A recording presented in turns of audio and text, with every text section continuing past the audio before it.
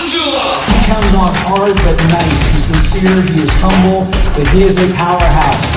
Ladies and gentlemen, please welcome to the stage, Mr. Austin.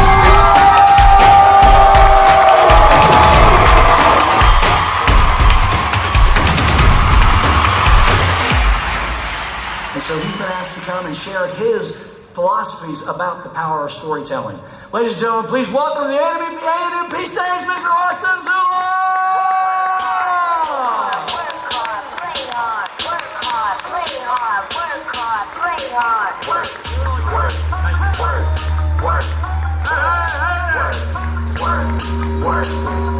Diamonds all in my ring, player. Gold watch, gold chain, player. $100 champagne, player. Get on money insane, player. AMP! No! All right. So, Curtis Broom once said, marry the activities, divorce the results.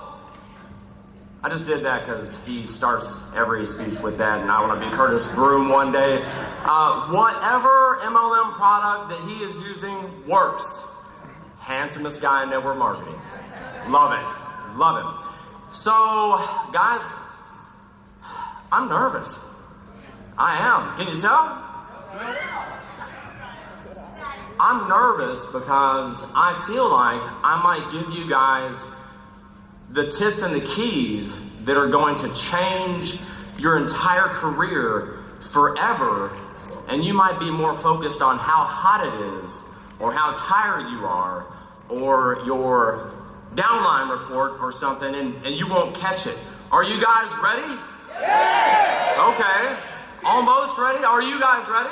Yeah! Okay, great. Awesome. Good deal. So, let me ask you a question. How many of you guys, just by show of hands, have been prospected, peaked, or pitched by someone that's a 6 or 7 figure earner?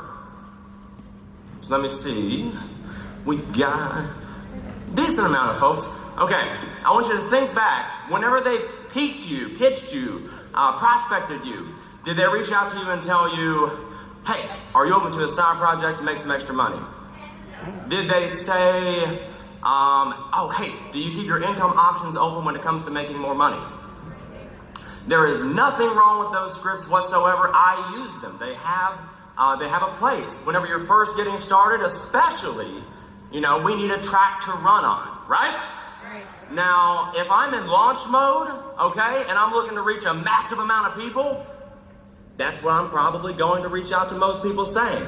But whenever I need to build maximum value, whenever I don't want to hear things like, I just don't have the time, I don't have the money, whatever excuse. When I don't want excuses or objections, I reach out to them and I do what those 6 and 7 figure earners that probably reached out to you did, and I share a story. Isn't that what they did? Whenever you were reached out to by those dynamic leaders, we share stories. And so what I want to talk to you today about is the art of storytelling. It is the best way to gain an emotional connection with your audience. And by the way, it is how pros pique interest. Okay. By the way, I just want to give credit where it's due. I was in Orlando. Larry and Taylor Thompson, they actually dragged my story out of me, and I became a ball of emotion. I cried worse than a 10-year-old girl that just stubbed her toe. It was rough. But I appreciate you doing that, and that's actually what inspired this training. So, first and foremost, you got to understand that there's a Hopi American Indian proverb that says, "Those who tell the stories rule the world." In network marketing, we're the crafters of the story. That's what we do. We're storytellers. Think of the best leaders that you know. Are they not some incredible storytellers? Folks that I learned from, your Holton Buggs, Ray Higdon, Todd Falcone. I'm just playing. I told Todd, he's probably someone that I learned more than almost anyone from. He's a wonderful gentleman. But, absolutely, that's worth clapping. Love that guy. Love his spirit. But, so there's 2 different types of stories, okay? Number 1 is the story you would use for piquing interest. That's a quick 2 or 3 minute story that tells them how you came to be in this conversation with this individual. think problem solution, okay? What was going on in your life that led you to getting in the company that you're in? And then the other story that we're going to talk about today is the story you share when presenting to a group. See, who in here, not by show of hands, but by show of emotion, is hesitant or reluctant to stand in front of a group and give a presentation? Let me hear you make some noise. Okay, that's not true. It's a significantly larger number than that. Okay, so I will tell you this. It's a situation where you don't have to be an expert presenter. You don't. I'm going to show you today not only how to build more value in your product, service, or opportunity, yourself, your leadership, by reaching out and piquing interest with a story. I'm also going to show you how you don't have to do a opportunity presentation necessarily if you learn how to properly share your story. Is that something you're excited about? Yes or yes? Yeah. Then let's go ahead and get into it. So first of all, we're going to go over the peak story. Okay, so this is a short story you use to reach out to prospects to develop interest. It's probably about 2 or 3 minutes. If you're a really dynamic storyteller, you know, and you've mastered it, you can go for a couple more minutes. But I'm telling you right now, if you want me to look at a 3-minute video or pay attention for 3 minutes, we gotta be best friends. You know what I'm saying? We gotta be buddies, or you know, even if we're related, you know, you had to maybe help me pay taxes one year or something. So it also tells them the story of what brought you to this point. Once again, think problem solution. It's a situation where, you know, maybe you have been involved in the industry for years. You kept seeing all these challenges and issues, and then voila, you were praying, and then it hit you like a ton of bricks. You had your turning point, and then here you are having this conversation. Right. So also you gotta understand that it gives just enough interest to pique interest, not satisfy interest. We are the messengers, not the message. You point to the message. Facts tell, stories sell, right? And the tools should do all the telling and selling for you. That's not your job. It takes a weight off your shoulders, doesn't it? You don't have to do all that stuff. You just get them interested enough to look at the information and then point them towards the tools. Okay? You want an example? Okay, cool. Let's see. All right. You, sir. I need a volunteer, so I'm gonna pick on him because he looks strong. Okay, so what's your flagship product or your favorite product in your company?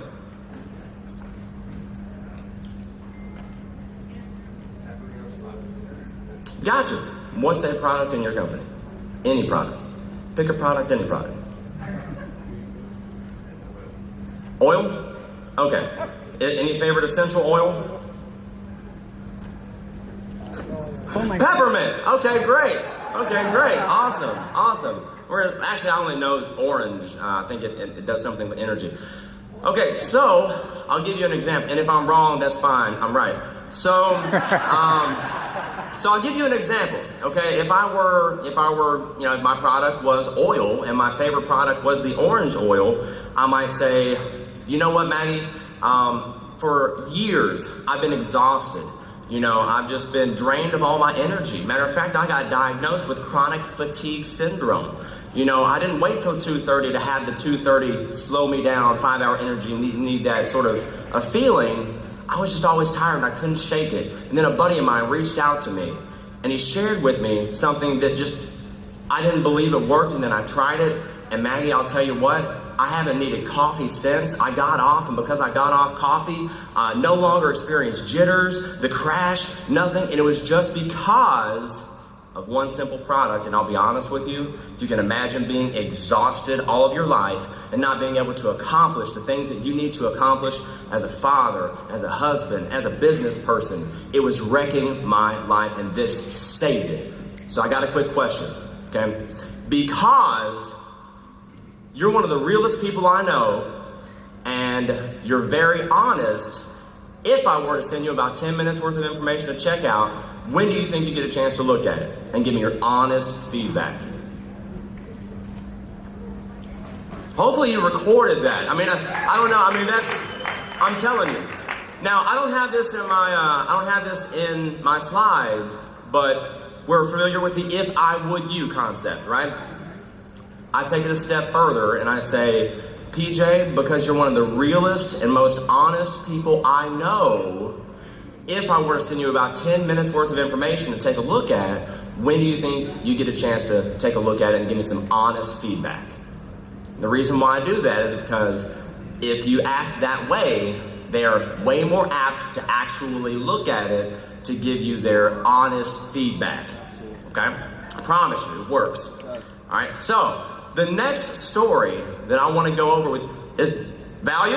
Yeah. Getting something from it? Yes, Okay, yes. good. Awesome. The next type of story that I want to go over with you guys is the story you can use, I don't want to say in place of an opportunity presentation, but if you do it right, if you've ever seen my opportunity presentation, it's just a story. It's a 7-minute story. That's it. Okay, so if you learn how to do this properly, all of you guys can be expert presenters because no one knows your story better than you, right? All right, cool. So let's go over that. So the keys to developing your story, by the way, once again, credit where credit is due. Larry and Taylor, thank you. This whole thing was inspired by you guys. So number one is your tagline. You want to develop your tagline. Hey, I'm a 9th grade high school dropout, factory working father of 2 from Kentucky. Didn't know if I could make it or not, but I tried. Here I am. That's a tagline. I remember I've ingrained in my brain Larry's tagline, the long-haired hippie construction worker. So the next step after you've developed your tagline is your background. Okay, so now you get a chance to share your background. Here's what I don't want you to do. Don't talk about how awesome you are. Talk about how awesome your situation was not. This is where you want to appear to be human to the person that you're talking to or the group that you're talking to. Okay, there's a time and a place for everything.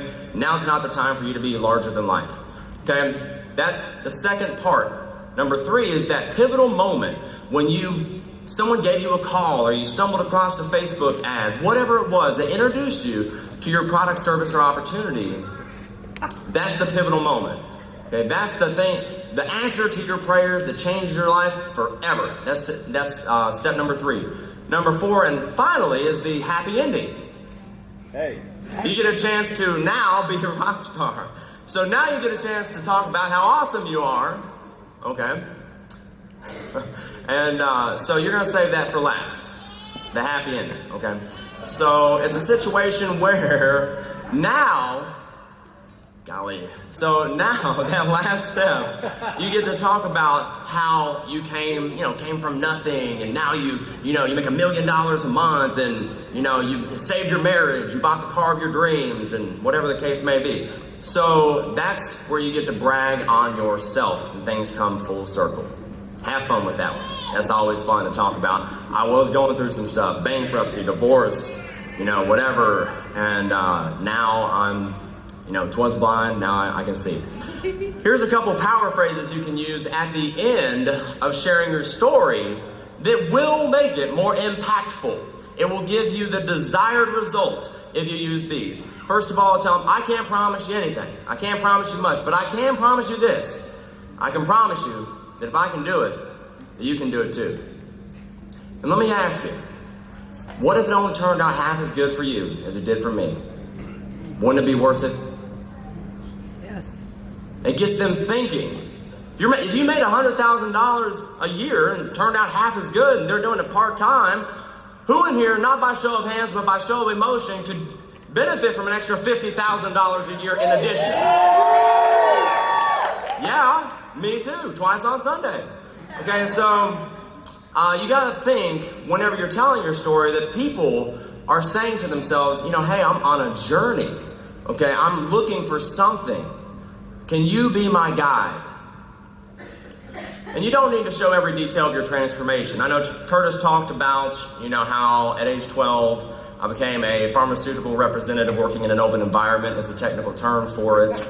I moved on and upgraded my inventory around age 14 and things like that. I might briefly share that. I don't talk about, friends that were murdered and, the things that I went through and that sort of stuff. necessarily share every single aspect of my story, because you have to realize if it's not necessary to say, it's necessary you not say it. For a couple reasons. One is people's attention span. We live in an ADD society, and nothing's wrong with it. I've got this super ultra deluxe concentrated rare form of ADD. I've got extra D's on mine. It's dysfunctional now, and I'm fine with that. And so the other reason is because you're looking for a specific reaction from that person. You want to tell a story that inspires hope. You want to tell a story that they can relate to. The 9th grade high school dropout, factory working father of 2 from Kentucky. Hey, I didn't know if I could, but I tried, and here I am. Right? You can relate to that. So tell a story that inspires hope. Okay, so I've still got a few minutes, so while I'm up here, I want to go ahead and give you an example. If that's okay with you guys, just let me hear you say, let me hear it. Yeah! Okay. All right, cool. So, hey guys, I'm just a 9th grade high school dropout, factory working father of 2 from Kentucky. Didn't know if I could make it or not, but I tried, and here I am. And so I grew up on a farm in a little town called Edmonson County, Kentucky, and it was such a small town, I was related to everyone. We called it Inbredmonson County, Kentucky. So I had to get out of that place, made dating very awkward. So at age 10, I was blessed and fortunate enough that my house burned down and we lost everything. So it forced me out of Edmonson County into the big city of Bowling Green, Kentucky, where I fell in with the wrong group. I started piddling around in the streets. I was looking to make some money, and I made some money, probably not the best way. And my mom joined a company called Combined Insurance Company. The whole time I was getting exposure to personal self-development gurus from all over the world. W. Clement Stone, Zig Ziglar, some great people. I didn't know who they were, and I didn't care who they were. I had my own thing going on. But by 19, I had witnessed friends of mine killed. I had been in the streets. I knew that my life was going one of 2 directions, either dead or in jail. And I wasn't happy with that. So I went into corporate America, and all those things that mom was ingraining in my life finally came to the surface. And I broke every record that they had.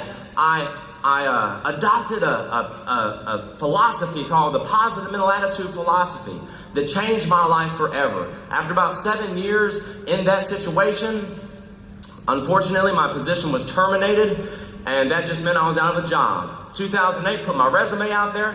No one cared how many people I had trained to be successful. It was 2008. I don't know if you remember, it was a great year. And so I wound up going from $20,000 a month to $20,000 a year. Cut your income in 1/12, you can imagine it was difficult. Lost my house, lost everything. And then I was on Facebook one day and I saw a guy that looked the part. He just looked the part. And sometimes we forget how important perception really is in our profession. But he looked the part. Now, I didn't know what he did, but I knew I was looking for something. And we all know we're looking for lookers. And so I reached out to him, and that was the start of it all. I watched a 10-minute video. I was really bad when I first got started. Had to sell everything I had to get started. And lost my car, which I was sleeping in a lot of the times, the following month. But you gotta understand, if you keep doing what you've been doing, you'll keep getting what you've been getting. It's the definition of insanity. And if what you're doing is working, keep doing it. If not, we have a better way. And so I got started in this amazing profession called network marketing. Changed my life forever. I literally thank God every single day for this profession. 3 years ago, I retired my mom. I've been the #1 income earner in 3 separate companies. I've been training and coaching folks for a few years. And we've been fortunate enough through the companies and the coaching, we've retired hundreds of families from full-time employment. And last year, I paid cash for my dream home. It's a situation where, it's nice. It's nice. God is good. Amen, brother. Exactly. And so if I can just share with you, I can't really promise you anything, but I can promise you this. I can promise you that if I can do it, that you can do it too. And what if it only turns out half as good for you as it did for me? Isn't it worth it? Amen, brother. So I want to close by saying this. I want to close by saying that many of the most powerful men and women in history, many of the most successful people that have ever walked this planet would tell you that storytelling is the most powerful way to put ideas into the world today. That is what you do as a professional network marketer. That is what we do. Thank you, ladies and gentlemen. God bless. I hope you enjoyed the value.